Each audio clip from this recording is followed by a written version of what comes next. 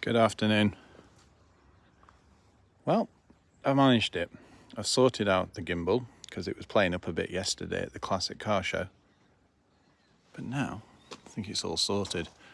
Plus an 80 meg connection on the Forecourt means I can do things like this. Now this vehicle needs no introduction. MG4, whoa, nearly went backwards, XPOWER.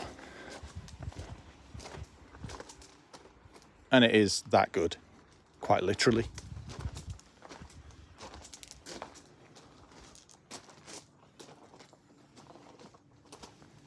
The clever thing is, it essentially looks like a sleeper, bar the caliper covers, and they are covers. The brakes under them are a touch smaller, but the thing is, it uses regen anyway, so it's all good. Look at the size of the discs. Yeah, Will's Brewery, it's immense. Yesterday I found a Urus and an RS6, and I had to back off from both.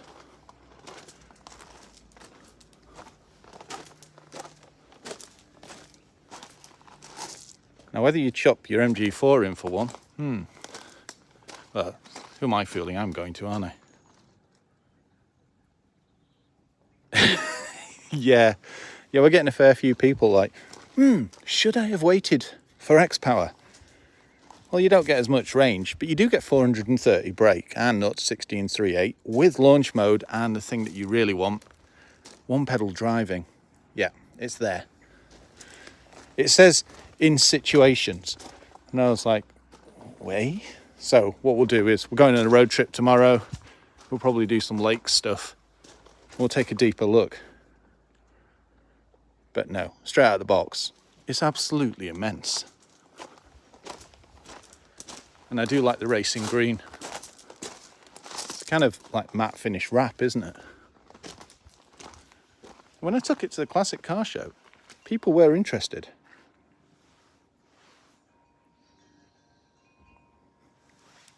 Yeah, well, that's a bargain and a half, isn't it? Plus, as I said, you don't get as much range, so there's that.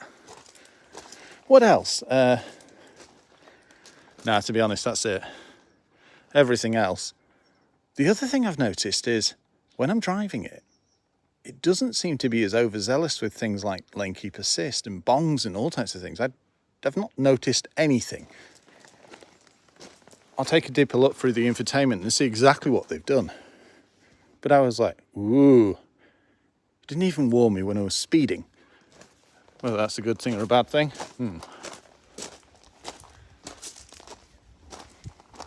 So it's got some fairly impressive specs. I mean, I think they say around 240 miles of range. Realistically, what, 210 in winter? Something like that. Cyclone wheels, Bridgestones. And yes, it does need them. Saying that, it does not scrabble for grip. You can get a slight spin if you boot it.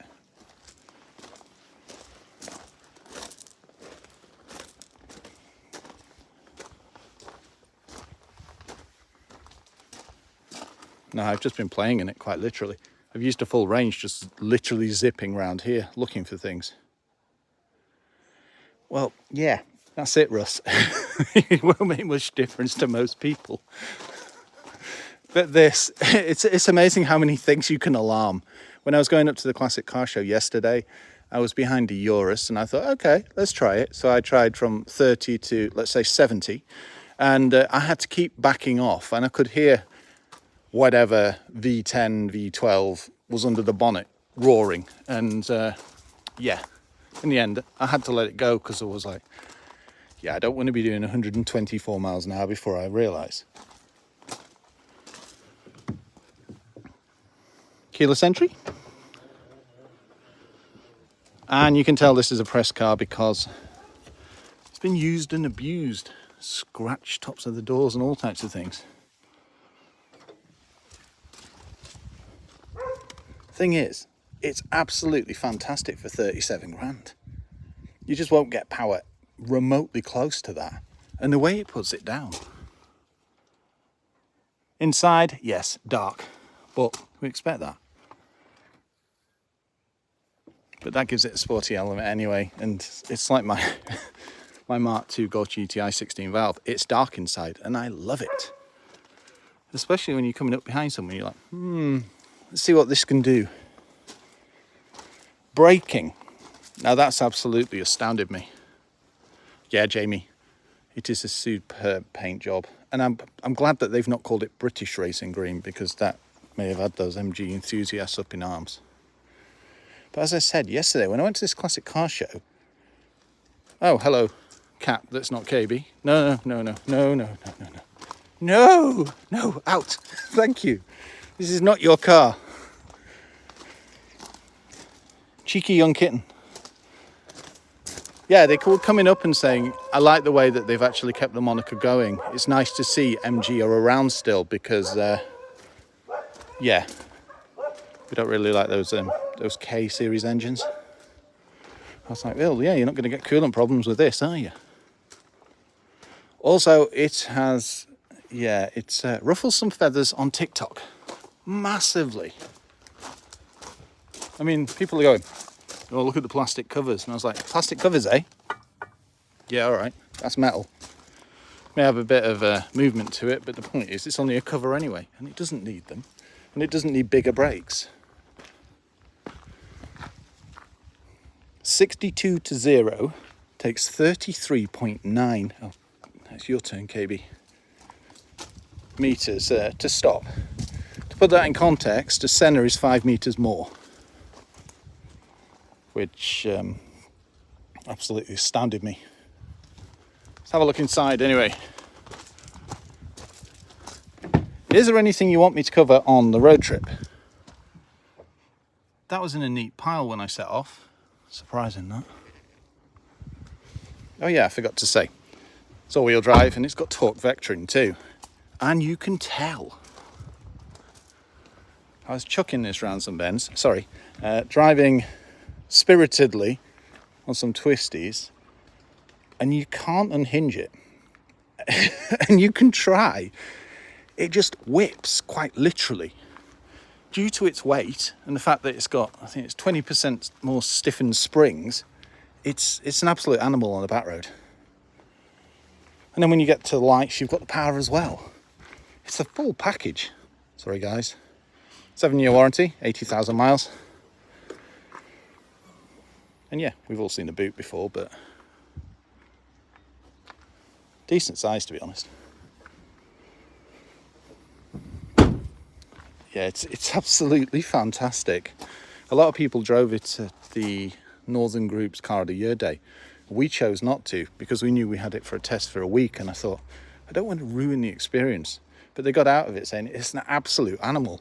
And these are journalists. So when I got in it, I came back and said to Annabelle, wow, wow, wow. And I think that was about it, because that's quite literally what it's like. I honestly thought it'd scrabble for grip, and it doesn't. So, there you go, your first look at the XPOWER. I'm so glad to be back on the forecourt with a decent signal. Right. So you get in, no key turn. And there's slight rumbles, and I can't tell if it's got a sound that pumps into the cabin or what, but it kind of goes woo, woo. It sounds cool. So, drive mode: snow, eco, normal, sport, custom, energy recovery, low, medium, adaptive, and yes, look, one pedal driving. Energy saving mode, you don't need that.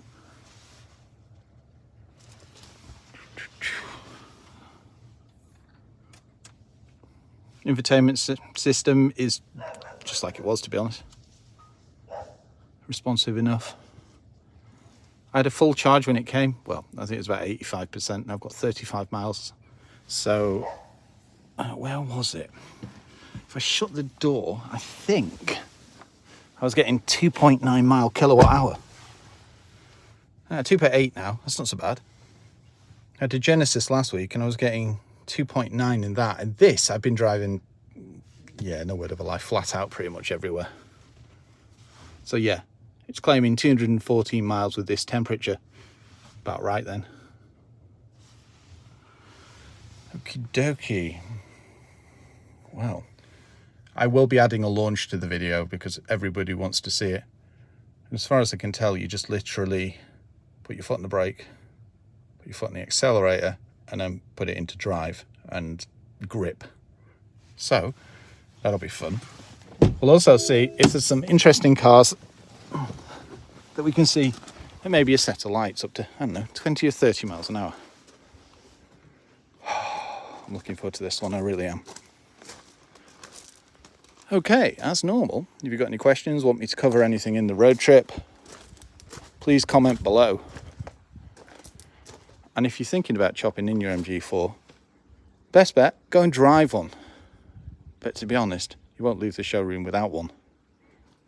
Which, that's half the joke, isn't it? 37 grand for something that can slay, what, an F12? Wow. Okay, thank you. Enjoy Guy Fawkes night. We've got a large fire that we've been building up. I've just been to buy some fireworks. And it's going to be an interesting one without Mum, but in honour of Hazel. So, thank you for joining me and enjoy your Sunday. I'll be back, possibly on the road trip. Watch out for that. Thank you.